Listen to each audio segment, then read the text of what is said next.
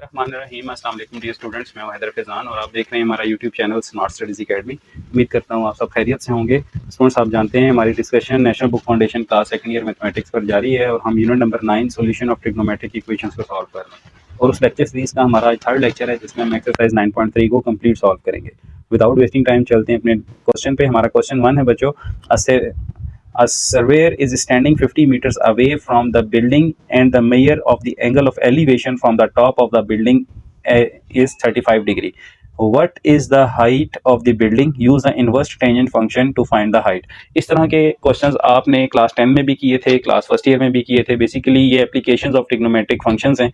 सो यहाँ पे बच्चों हमें ये कहा जा रहा है कि एक सर्वेयर जो है वो खड़ा हुआ है 50 metres away from the building. ठीक है, सो हमें सबसे पहले हम इसका एक सिनेरियो बनाते हैं कि हमारे पास किस तरह की डायग्राम बनेगी।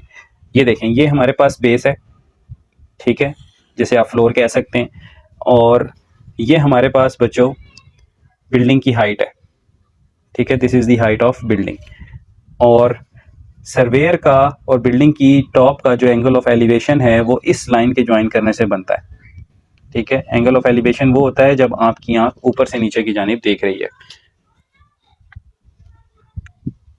सॉरी नीचे से ऊपर की जानिब देख रही है। और अगर आपकी आंख ऊपर से नीचे की जानिब किसी चीज़ को पड़ी हुई देख रही है तो वो एंगल ऑफ डिप्रेशन होता है, जिसे हम उर्दू में ज़ाविया नज़ूल कहते हैं और इंग्लिश में एंगल ऑफ डिप्रेशन कहते हैं। और अगर देखने वाले की आंख यहाँ से ऊपर की जानिब देख रही है तो वो एंगल ऑफ एलिवेशन है, यानी एलिवेट ऊपर की तरफ जा रहा है और उसको हम ज़ाविया सऊद कहते हैं उर्दू के अंदर। सो ये हमारे पास एक सिनेरियो है बच्चों। हम यहाँ पर लेट कर लेते हैं कि हमारे पास ए बी क्या है। यहाँ पे हम नाम दे देते हैं, this is A, this is B and this is C. So हम यहाँ पे लिखते हैं एज्यूम ए बी क्या है आपके पास, हाइट ऑफ बिल्डिंग है, हाइट ऑफ बिल्डिंग है, और जो हमारे पास ए से लेकर सी तक है ये हमारे पास उस सर्वेयर का डिस्टेंस है। सो ए सी हमारे पास क्या है, distance of surveyor from building. ठीक है, बिल्डिंग से, और ये आपके पास है 50 मीटर्स। ठीक है, और नेक्स्ट स्टूडेंट्स आपके पास जो बी से सी है ये एंगल ऑफ एलिवेशन की लाइन है, और ये जो है आपके पास एंगल ऑफ एलिवेशन है, दैट इज़ 35 डिग्री। सो बच्चों ये जो ए बी था ना, इसको हम यहाँ पे कह देते हैं, कुछ भी कह सकते हैं, एक्स कह सकते हैं, वाई कह सकते हैं। सो ना भी कहें तो कोई फ़र्क नहीं पड़ता। अदरवाइज अब देखें आपने फाइंड क्या करना है, आपने फाइंड करना है, हमने यहाँ पे बिल्डिंग की जो हाइट मालूम करनी है बच्चों। देखें हाइट में और इसमें आपस में ये हमारे पास बेस और परपेंडिकुलर का रिलेशन है। हमारे पास बेस में और परपेंडिकुलर में जो रिलेशन बनता है वो tan का बनता है। तो हम यहाँ पे लिखेंगे tan of 35 degree, tan 35 degree is equal to perpendicular by base. अब परपेंडिकुलर यहाँ पे हमारे पास एंगल के सामने वाली साइड है, दैट इज़ ए बी, और बेस है हमारे पास ए सी। अब यहाँ से बच्चों हम इन्वर्स टेन फंक्शन यूज़ करते हैं, tan 35 degree is equal to perpendicular की वैल्यू हमारे पास कुछ भी नहीं है, सो ए बी हमारे पास ऐसे ही रहेगा। ए सी की वैल्यू है हमारे पास, जो उसने हमें कहा था कि ये 50 मीटर्स दूर खड़ा हुआ है, तो यहाँ पे 50 आ जाएगा। सो ए बी की जो वैल्यू है बच्चों वो हो जाएगी हमारे पास, A B is equal to 50 tan 35 degree, क्योंकि 50 मल्टीप्लाई हो गया, और यहाँ से हमारे पास जो ए बी की वैल्यू आ रही है वो होगी, कैलकुलेटर से हम सबसे पहले अपने कैलकुलेटर को डिग्री पे कर लें। ठीक है, फिर लिखें 50 मल्टीप्लाई बाई tan 35। सो ये आपके पास आ रहा है 35। तो बिल्डिंग की जो हाइट है बच्चों वो है 35 मीटर, हाइट ऑफ बिल्डिंग। चलते हैं इसके नेक्स्ट पार्ट पे। जी स्टूडेंट्स, नेक्स्ट पार्ट है हमारे पास कि a pedestrian bridge is to be constructed with a slope of 5 degree to meet the accessibility requirements if the horizontal distance between two ends of the bridge is 120 meters। ये हमारे पास एक bridge है, ठीक है, इसका एक सिरा ये है और दूसरा सिरा ये है, उनका आपसी डिस्टेंस कितना है 120। ठीक है, determine the vertical height difference using the inverse sine function. ये वर्टिकल हाइट हमने फाइंड आउट करनी है बच्चों, और हमें ये कहा गया है कि आपने साइन फंक्शन यूज़ करना है। तो सबसे पहले हमने एक राइट एंगल ट्राइंगल ड्रा कर ली है, जिसमें ए सी हमारे पास ब्रिज की दो एंड्स की दरमियान डिस्टेंस है, और बी और सी हमारे पास हाइट वर्टिकल हाइट है। तो हम यहाँ लिख लेते हैं here here B C is equals to height of building या हाइट ऑफ ब्रिज कह लें आप, ठीक है। और ए सी हमारे पास क्या है, लेंथ ऑफ ब्रिज है, ठीक हो गया बच्चों। और ये हमारे पास है ए सी 120 मीटर, और जो हमारे पास एंगल है सी ए बी या बी ए सी कह लें, एंगल बी ए सी ये हमारे पास है बच्चों 5 डिग्री। सो अगर आप डायग्राम को देखें तो आपके पास एंगल के हिसाब से ये चीज़ परपेंडिकुलर है और ये हाइपोटेन्यूज है। तो हम साइन फंक्शन यूज़ करते हैं, sine theta is equals to perpendicular over hypotenuse. So यहाँ पे हमारे पास साइन थीटा की जगह हम लिखेंगे 5 डिग्री, परपेंडिकुलर की जगह हमारे पास बी सी आ जाएगा जो हमने फाइंड आउट करना है, और पर हाइपोटेन्यूज की जगह हमारे पास 120 आ जाएगा। अब हमने करना क्या है बच्चों, बी सी जो लेंथ है हमारे पास वो आ जाएगी 120 इंटू साइन 5 डिग्री। कैलकुलेटर का यूज़ करना है, और यहाँ पे आपके पास आ जाएगा 120 multiply by sine 5 is equals to 10.5। So vertical height इसकी कितनी है, 10.5 मीटर्स। उम्मीद है आपको ये क्वेश्चन समझ आया होगा। अब हम चलते हैं इसके नेक्स्ट पार्ट पे। जी स्टूडेंट्स, नेक्स्ट है हमारे पास, कहता है a ramp is to be constructed to a platform 2 metre high. एक रैंप है जो कि कंस्ट्रक्ट की जा रही है एक ऐसी जगह पे जो कि 2 मीटर ऊंची है। If the ramp is 5 metre long, जो रैंप है जैसे आपके घरों के बाहर बाइक वगैरह या गाड़ी वगैरह अंदर लाने के लिए गेट के आगे झूला सा बना होता है उसको रैंप कहते हैं। तो ये रैंप जो है दैट इज 5 मीटर लॉन्ग। कहता है calculate the angle of elevation of the ramp. तो ये एंगल ऑफ एलिवेशन हमने फाइंड आउट करना है। हम सबसे पहले लिख लेते हैं यहाँ पे हाइट ऑफ प्लेटफॉर्म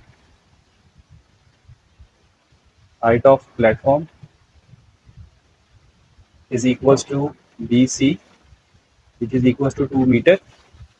नेक्स्ट है हमारे पास लेंथ ऑफ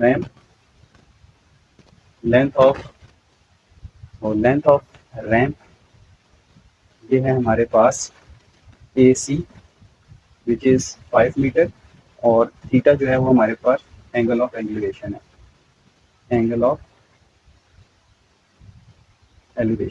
तो इस ट्रायंगल को देखते हुए हमारे पास थीटा के हिसाब से परपेंडिकुलर और हाइपोटेन्यूज यूज हो रही है। तो हम यहाँ साइन फंक्शन यूज करेंगे। हमें पता है कि sine theta is equal to perpendicular over hypotenuse. तो sine theta is equal to perpendicular की जगह हम यहाँ पे लिखेंगे 2, ओवर हाइपोटेन्यूज की जगह लिखेंगे 5। सो हमें थीटा अगर निकालना है तो हम साइन इनवर्स ऑफ 2/5 कर देंगे। यहाँ आ जाएगा sine inverse of 2/5। So theta is equal to, यहाँ हम लिखेंगे शिफ्ट के साथ sine inverse 2/5।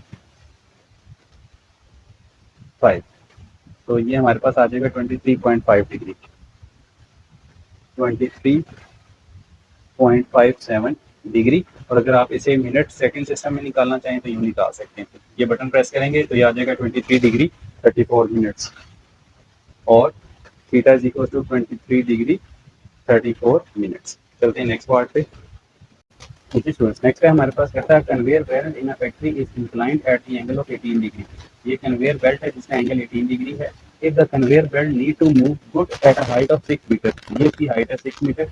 Find the horizontal distance covered by the conveyor belt using the inverse tangent function. तो हमने ये वाला हॉरिजॉन्टल डिस्टेंस है वो फाइंड आउट करना है। तो हम यहाँ पे सबसे पहले लिखेंगे कि हमारे पास बी और सी क्या है। हम यहाँ लिखेंगे बी और C, B C is equals to height up to conveyor belt या हाइट ऑफ कन्वेयर बेल्ट,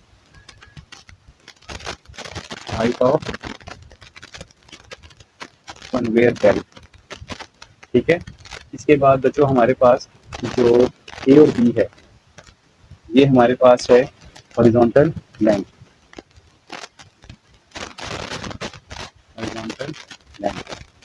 जो कि हमने फाइंड आउट करनी है। और बी और सी की जो हाइट हमें दी गई है दैट इज 6 मीटर, और जो हमें एंगल दिया गया दैट इज 18 डिग्री, ठीक है, 18 डिग्री।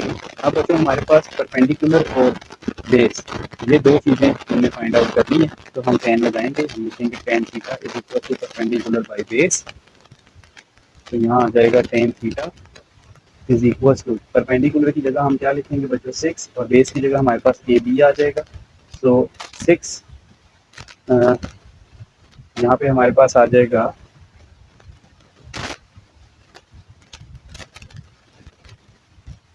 ए बी जो है यहाँ शिफ्ट हो जाएगा और टेन थीटा यहाँ आ जाएगा, तो ये 6/10 थीटा की जगह हम लिखेंगे 18 degree and this is equal to A B. ठीक है, तो यहाँ से बच्चों जो हमारे पास ए बी यानी कि हॉरिजॉन्टल डिस्टेंस आएगा दैट इज 6/10 18, 6/10 18, तो ये आ रहा है बच्चों 18.47 मीटर। चलते हैं इसकी नेक्स्ट पार्ट 5 पे। जी स्टूडेंट्स, नेक्स्ट है हमारे पास पार्ट नंबर 5, कहता है a lighthouse is 120 metre tall. ये लाइट हाउस है हमारे पास जिसकी हाइट है 120 metre. A ship is spotted at a distance of 250 metre. ये लाइट हाउस के बेस से लेकर यहाँ तक का जो शिप डिस्टेंस है दैट इज 250 मीटर्स। और find the angle of depression. अब एंगल ऑफ डिप्रेशन जो है वो अपवर्ड टू डाउनवर्ड होता है, तो यहाँ से ये एंगल ऑफ डिप्रेशन है और ये आउटसाइड दी ट्राइंगल है। तो जितना एंगल आउटसाइड दी ट्राइंगल है उतना ही इनसाइड होता है, तो ये हमने प्रॉपर्टी के मुताबिक यहाँ पे प्लॉट कर लिया। अच्छा, अब find the angle of depression of light house using the inverse tangent function. Okay, तो ये डिप्रेशन एंगल यहाँ से इंसर्ट होकर यहाँ इंटरनली आ गया। सो ये हमारे पास प्रॉपर्टी होती है कि internal angle is equal to external angle. अब यहाँ पे बच्चों पर इस ट्राइंगल के हिसाब से ये परपेंडिकुलर और बेस है, हम यहाँ पे लिखेंगे ए बी। हमारे पास क्या था, ए बी है हमारे पास height of length house, height of lighthouse. ठीक है, और ये है बच्चों आपके पास 120 मीटर्स। और ए सी आपके पास क्या है, distance of ship and light house, distance between ship and light house. And ये हमारे पास है 250 मीटर्स। थीटा है हमारे पास एंगल ऑफ डिप्रेशन। ठीक है, अब हम यहाँ टेन की प्रॉपर्टी यूज करेंगे। Tan theta is equal to perpendicular over by base. So tan theta हमारे पास आ जाएगा, tan theta is equal to 120/250 और theta is equal to tan inverse of 120/250। और यहाँ से थीटा हमारे पास आ जाएगा, हम यूँ लिखेंगे शिफ्ट टेन 120/250, तो दिस इज 25.64 डिग्री। और अगर आप इसे डिग्री मिनट सेकंड में लिखना चाहें तो ये बटन प्रेस करेंगे तो ये आपके पास डिग्री मिनट सेकंड सिस्टम में चला जाएगा, that is 25 degree 38 minutes. So 25 degree 38 minutes. चलते हैं पार्ट 6 पे। जी स्टूडेंट्स, क्वेश्चन नंबर 6 है हमारे पास, a lighthouse is 90 metre tall and the boat observe for the distance of 180 metres, determine the angle of elevation. पिछले question में angle of depression था, यहाँ एंगल ऑफ एलिवेशन है, तो यहाँ प्रॉपर्टी का यूज करने की जरूरत नहीं है। बाकी सेम टू सेम क्वेश्चन है। यहाँ पर भी ए बी क्या है आपके पास, हाइट ऑफ लेंथ हाउस है, सॉरी लाइट हाउस है, हाइट ऑफ लाइट हाउस। ठीक है, और ये आपके पास कितनी है बच्चों, 90 मीटर्स। ए सी आपके पास क्या है, distance between boat and light house. So this is equals to 180 and theta is equals to angle of elevation. So यहाँ पे हमारे पास tan theta is equals to perpendicular by base AB over AC हो जाएगा और theta आ जाएगा हमारे पास tan inverse of AB by AC, AB by AC. So theta is equals to tan inverse of 90/180 और calculator पे आप कर लें, ये कैंसिल होके 1/2 हो जाएगा, तो आप tan इनवर्स ऑफ 1/2 भी लिख सकते हैं, ये 90/180 भी लिख सकते हैं। This is 26.56। ठीक है, so theta is equal to 26.56 degree और theta is equal to 26 degree 33 minutes. यहाँ पे आपका ये क्वेश्चन खत्म हुआ। चलते हैं पार्ट 7 पे। जी स्टूडेंट्स, नेक्स्ट है हमारे पास क्वेश्चन 7, कहता है optimal energy absorption a solar panel leads to install at the angle where it's directly faces the sun at noon which is 48 degree angle from the horizontal. So ये हमारी solar plate, ये हमारी solar plate है और ये जमीन के साथ इसका एंगल ऑफ एलिवेशन है 48 डिग्री। कहता है the if the panel is place 2 metre above from the ground, तो पैनल जो है वो 2 मीटर अबव ग्राउंड से लगाया गया है। Calculate the length supporting rod using the inverse sine function. So हमें ये वाली जो सपोर्टिंग लेंथ है ये फाइंड आउट करनी है। तो सबसे पहले हम यहाँ लिखेंगे कि ए बी हमारे पास क्या है, हाइट ऑफ पैनल है, हाइट ऑफ पैनल जो कि हमारे पास कितनी है 2 मीटर। बी और सी हमारे पास क्या है, बी सी है हमारे पास length of supporting rod, length of rod. So ये है बच्चों हमारे पास, इसको हम एक्स कह लेते हैं, और एंगल है हमारे पास थीटा विच इज़ 48 डिग्री। सो देखें इस थीटा के हिसाब से ये परपेंडिकुलर और हाइपोटेन्यूज यूज़ हो रहे हैं, तो हम साइन का प्रोपोर्शन यूज़ करते हैं। So sine theta is equals to perpendicular by hypotenuse, sine 48 degree is equals to 2 by X. So X का जो आंसर होगा वो 2 बाय साइन 48 हो जाएगा। सो हम X is equals to 2 divided by sine 48 करते हैं, 2 divided by sine 48। So this is 2.69, ठीक है, मीटर्स। सो जो हमारे पास लेंथ ऑफ द रॉड है दैट इज 2.69 मीटर्स है। ये था हमारे पास पार्ट 7। चलते हैं पार्ट 8 पे। जी स्टूडेंट्स, पार्ट नंबर 8 है हमारे पास। हमें कहा जा रहा है कि आप कहते हैं in a constructing a roof the horizontal span is 10 metres, ठीक है, एक रूफ कंस्ट्रक्ट किया जा रहा है और उसका हॉरिजॉन्टल स्पैन जो है वो 10 मीटर्स है, and desired height of the roof peak is 3 metre, ठीक है जी। ये हमारे पास 3 मीटर है और ये उसका हॉरिजॉन्टल स्पैन है कि कितना वो चौड़ा है। Determine the angle at which the roof trusses should be installed using the inverse cosine function. Okay, so हमें ये चीज़ फाइंड करनी है स्टूडेंट्स, ए सी, और ये एंगल हमें सबसे पहले फाइंड आउट कर लेना है। तो हम करेंगे क्या, ये फाइंड करने के लिए हमें ये एंगल चाहिए, और ये एंगल फाइंड करने के लिए हम इन दो वैल्यूज़ का सहारा लेंगे। सो ये हमारे पास बी है, हम यहाँ पे सबसे पहले लिखते हैं ए बी हमारे पास क्या है, ए बी है बच्चों हमारे पास peak of roof, peak of roof जो कि है 3 मीटर्स, और बी सी है हमारे पास स्पैन ऑफ रूफ, ये है 10 मीटर्स। ए सी है हॉरिजॉन्टल लेंथ, ठीक है, हॉरिजॉन्टल लेंथ ये हमें फाइंड आउट करनी है, और एंगल है हमारे पास ए सी बी, ये भी हमें फाइंड आउट करना है। तो सबसे पहले हम एंगल फाइंड करेंगे, या हम सबसे पहले यूं कर लेते हैं कि हमें हमारे पास बेस है, हाइपोटेन्यूज है और परपेंडिकुलर है, हम पाइथागोरस थ्योरम लगाते हैं। हम लिखते हैं using Pythagoras theorem, perpendicular square plus base square is equal to hypotenuse square, यानी B C square is equal to A C square plus A B square. यहाँ पे आ जाएगा 10 square is equal to 3 x square plus 3 square. So बच्चों ये आ जाएगा 100, और यहाँ पे आ जाएगा आपके पास x, ठीक है, एक्स स्क्वायर, और ये आ जाएगा 9। So x square is equal to 1000, 100 में से 9 निकाल दें तो 91 आ जाएगा, और x जो है वो आपके पास स्क्वायर द रूट ऑफ 91 आ जाएगा, ठीक है। ये आपके पास आ गई है हॉरिजॉन्टल लेंथ, हॉरिजॉन्टल लेंथ। अच्छा, अब हमने एंगल फाइंड आउट करना है। सो एंगल के लिए हम हमारे पास अब दोनों चीज़ें यूज़ हैं, मौजूद हैं, बेस भी है, हाइपोटेन्यूज भी है, परपेंडिकुलर भी है, कुछ भी यूज़ कर लें। तो मैं बेस और हाइपोटेन्यूज का रिलेशन यूज़ करके एंगल निकाल रहा हूँ। Now cos theta is equals to base over hypotenuse. So cos theta is equals to square the root of 91/10, theta is equals to square the root of 91/10, और साथ में आ जाएगा इसके, चले मैं पहले cos लिख देता हूँ, अब theta is equals to cos inverse of square the root of 91/10 लिखता हूँ, और अब थीटा निकाल लेते हैं। तो यहाँ आ जाएगा cos inverse of square the root of 91/10। So this is 17.45, 17.45, और थीटा इज इक्वल्स टू, अगर मिनट सेकंड सिस्टम में निकालें तो 17 डिग्री 27 मिनट्स। अब चलते हैं हम इसके क्वेश्चन 9 पे। जी स्टूडेंट्स, नेक्स्ट है हमारे पास, कहता है cable supporting 15 meter high tower from 16 degrees angle from the ground, determine the length of the cable need to support tower using the inverse cosine function. तो इंतहाई आसान सा एक सवाल है ये बच्चों आपके पास। आपने इन्वर्स कोसाइन फंक्शन यूज़ करते हुए फाइंड आउट करनी है लेंथ ऑफ केबल।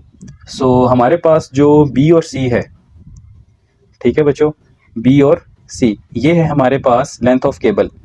हम यहाँ लिखते हैं ए और बी। ए बी है हमारे पास हाइट ऑफ टावर,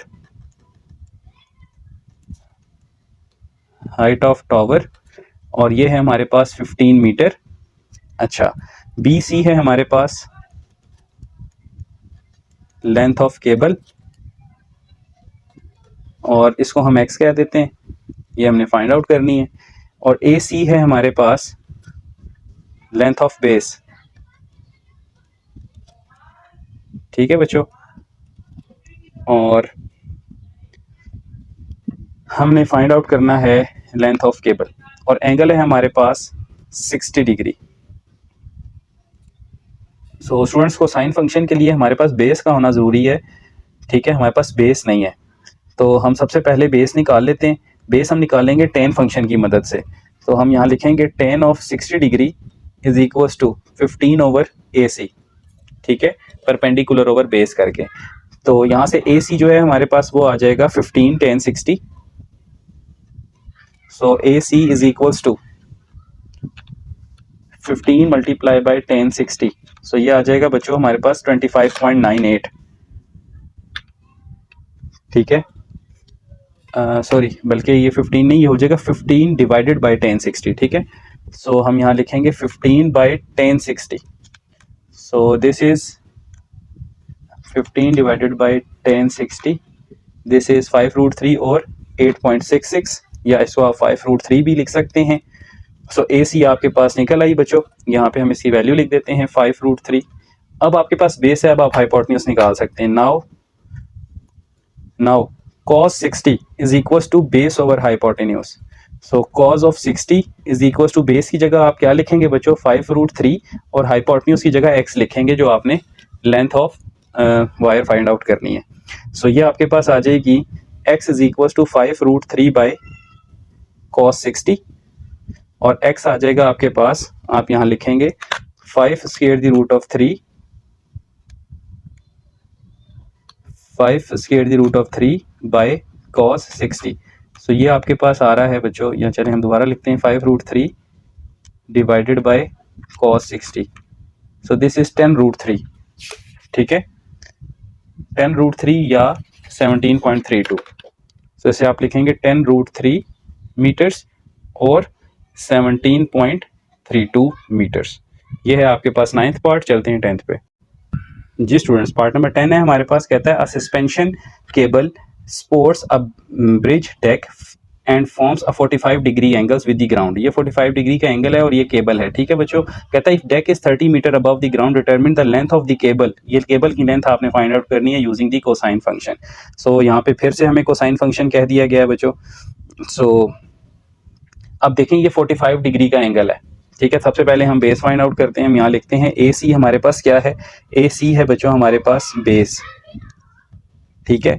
और ए बी क्या है हमारे पास, हाइट ऑफ डेक है, height of deck, this is 30 metre. और बी सी क्या है हमारे पास, लेंथ ऑफ केबल है, length of cable that is x. और एंगल है हमारे पास theta is equal to 45 degree. सबसे पहले हम बेस फाइंड आउट करेंगे। tan 45 degree is equal to A B over A C, ठीक है। सो ये हमारे पास आ जाएगा tan 45 1 होता है बच्चों, ए बी ओवर ए सी। यहाँ से आपके पास ए बी और ए सी दोनों सेम हो जाएंगे, और ए सी की भी वैल्यू आपके पास आ जाएगी 30, क्योंकि ए बी की आपके पास 30 थी, ये भी 30 हो गया। अब आप लगा सकते हैं यहाँ पे cosine rule. Now cos of 45 is equal to base over hypotenuse. जी स्टूडेंट्स, बेस क्या थी आपके पास, बेस है ए सी और हाइपोटेन्यूज है B C. So cos 45 is equal to A C is equal to 30 over B C यानी कि लेंथ ऑफ वायर आपके पास आ जाएगी 30 बाय cos 45। सो ये आप कैलकुलेटर से कर लें। आप यहाँ लिखें 30 डिवाइडेड बाय cos 45, तो ये आ जाएगा 30√2 या फिर 42.42। 42.42। चलते हैं पार्ट 11 पे। जी स्टूडेंट्स, नेक्स्ट है हमारे पास क्वेश्चन 11 कहता है a certain time of day a 20 meters tall flag pole cast a shadow of 15 meters. ये देखें बच्चों, ये हमारे पास 20 मीटर का एक पोल है और उसका शेडो है 15 मीटर्स, ठीक है। कहता है if a nearby building cast a shadow of 50 meter, ये बिल्डिंग है, ठीक है। P Q is a building जिसका शेडो 50 मीटर्स है एट अ सेम टाइम, दोनों का टाइम सेम है। कहता है find the height of the building using the inverse tangent function. तो आपने इनवर्स टेंजेंट फंक्शन यूज करते हुए बिल्डिंग की हाइट फाइंड आउट करनी है। तो सबसे पहले हम यहाँ लिख लेते हैं A B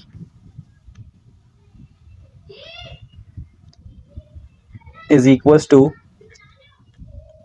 height of first building जिसपे फ्लैग पोल लगा, ठीक है, दैट इज 20 मीटर। और ए सी क्या है बच्चों, उसका शेडो है, साया, दिस इज 15 मीटर्स। और एंगल ए सी बी आपके पास क्या है, थीटा है, और ये हमें नहीं पता। इसी तरह हम दूसरी ट्राइंगल पे आ जाएं। Now in triangle P Q R, P Q क्या है, पी क्यू है हमारे पास height of another building,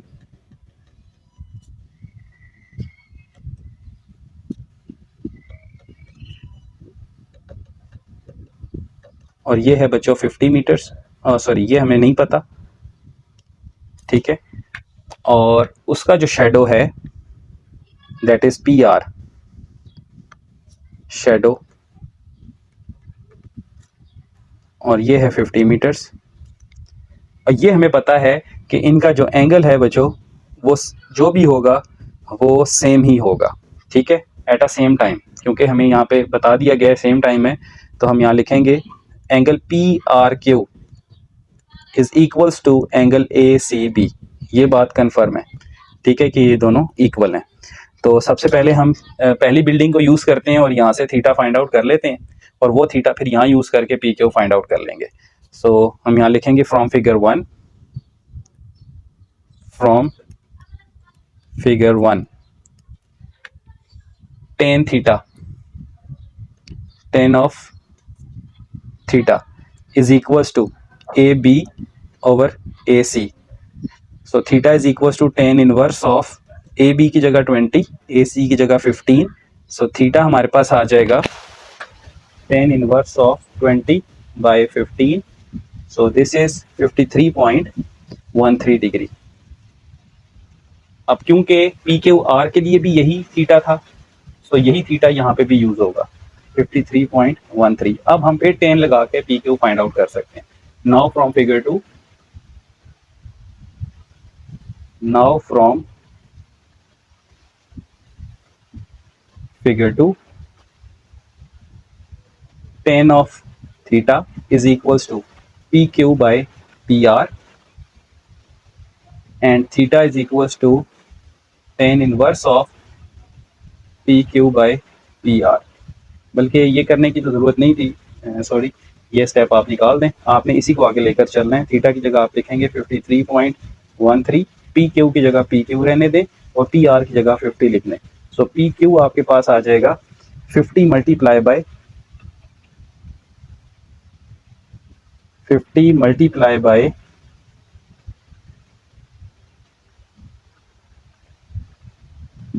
10, 53.13। So P Q जो है वो बन जाएगा आपके पास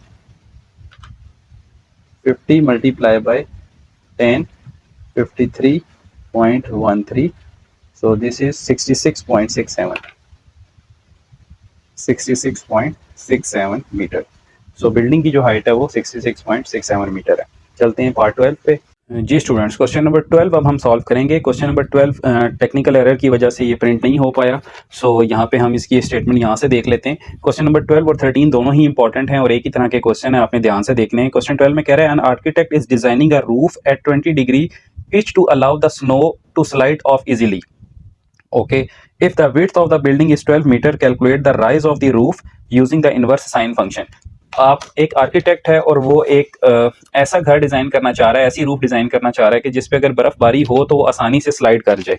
सो जिस तरह मोस्टली मरी वगैरह में घर होते हैं, आपने देखे होंगे कि अगर ये घरों की बेस है तो जो टॉप होता है ना, वो इस तरह से बनाया जाता है स्टूडेंट्स, ठीक है, यानी इस तरह से हाफ हाफ करके, सो ताकि बर्फ़ जो है वो आसानी से दोनों तरफ स्लाइड कर जाए, ठीक है। सो यहाँ पे हमने ये इस तरह की एक डायग्राम बना ली है जो कि ये बता रही है कि ये हमारे पास विड्थ ऑफ द बिल्डिंग है, ठीक है, और जो पिच रखनी है स्लोप की वो 20 डिग्री होनी चाहिए, ठीक है। सो हमने बेस को जो है वो डिवाइड कर दिया है ए बी और सी में, और ये हमने डी पॉइंट ले लिया है, और टोटल जो हमारे पास विड्थ है बच्चों वो 20 मीटर है, यानी ए से लेकर बी तक की जो विड्थ है दैट इज 20 मीटर्स।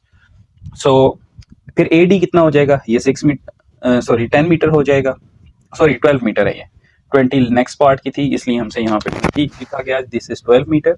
अगर ये 12 है तो फिर ये भी आपके पास 6 हो जाएगा और ये भी आपके पास 6 हो जाएगा, और ये उनका common height of the roof है जो आपने फाइंड आउट करनी है। और कहा यह गया है कि आपने साइन फंक्शन का ही यूज़ करना है। तो आपके पास दो ट्राइंगल्स हैं, सिमिलर ट्राइंगल्स हैं, आप कोई भी एक लेकर यूज़ कर सकते हैं, लेकिन साइन फंक्शन के लिए ज़रूरी है आपके पास परपेंडिकुलर और हाइपोटेन्यूस होना चाहिए। तो सबसे पहले हम परपेंडिकुलर और बेस और हाइपोटेन्यूस फाइंड आउट कर लेते हैं, बेस और हाइपोटेन्यूस कॉस की हेल्प से।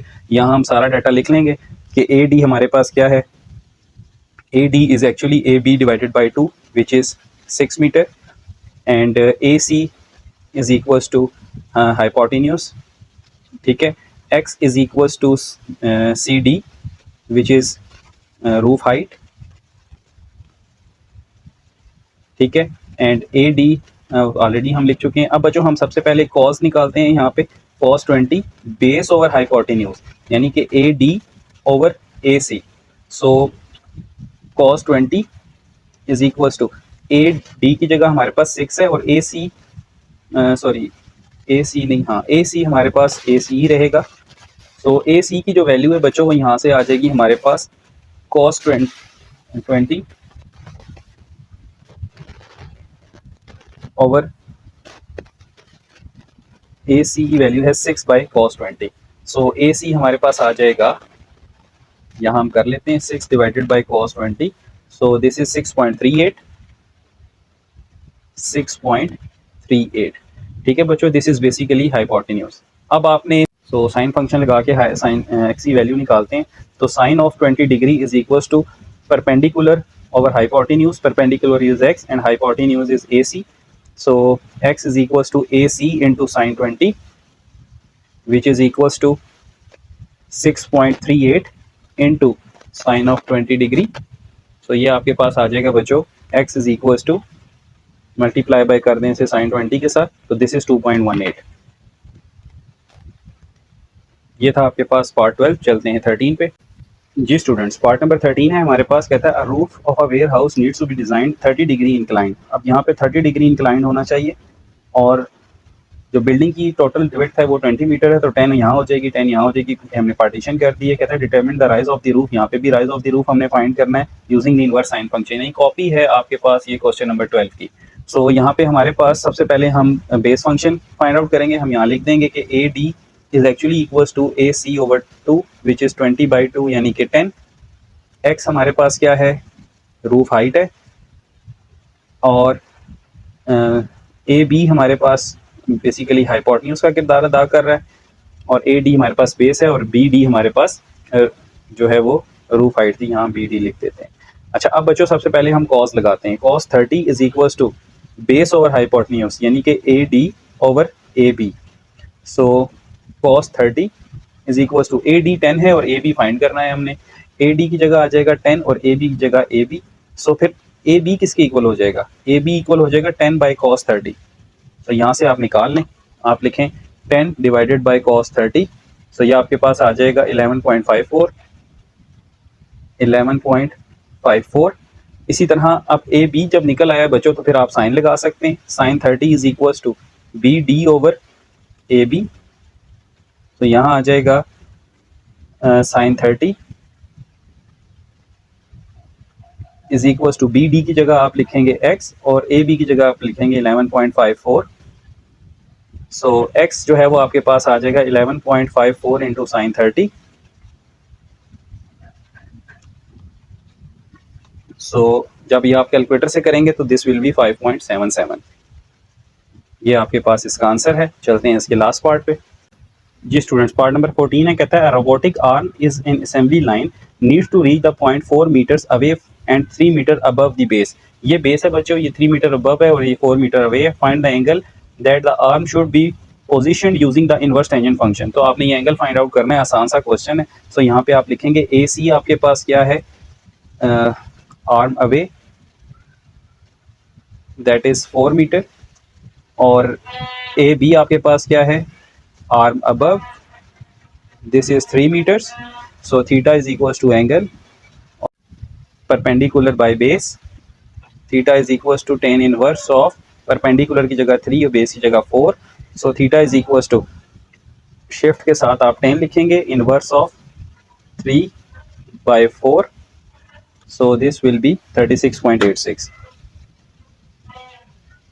सो ये था स्टूडेंट्स आपके पास क्वेश्चन 14, और इसके साथ ही आपकी एक्सरसाइज 9.3 कंप्लीट हुई। उम्मीद है समझ आई होगी। अगर कोई प्रॉब्लम हुई तो लाजमी डिस्कस कीजिएगा। अपने पेरेंट्स का ख्याल रखें। अल्लाह हाफ़िज़।